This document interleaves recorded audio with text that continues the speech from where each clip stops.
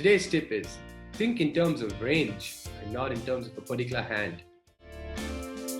It's a very crucial tip. This is how all pros make their money because they think in terms of range. Let's say you're a bunch of guys and all of y'all want to go out and get some drinks, all of y'all like whiskey and you need to choose a place. You're obviously going to choose a place where all your friends get their brands of whiskey, right? Because you're thinking in terms of the range of whiskeys available in a particular restaurant or a particular bar.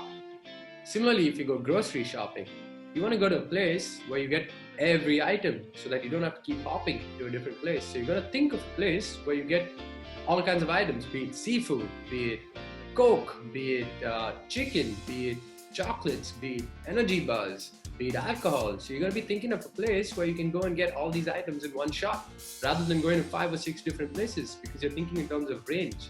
You're not thinking in terms of just one particular item. So you're thinking in terms of range, all the possibilities and all the categories.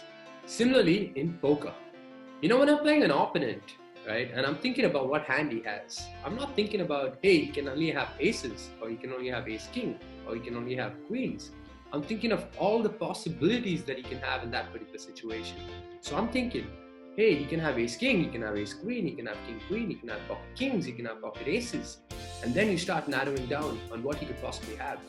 So you have to think in terms of range, in terms of combinations, think in terms of all the possibilities that your opponent could have and not just one particular hand. I often see people make mistakes. They come to me and be like, hey, he raised 500 pre-flop. I think he had ace king. I'm like, you can't just assume that he has one hand. He could have ace king, he could have ace queen, he could have ace jack, he could have pocket aces. So you have to think of all the possibilities. So think in terms of range, not in hand, and you start showing more profits in the game.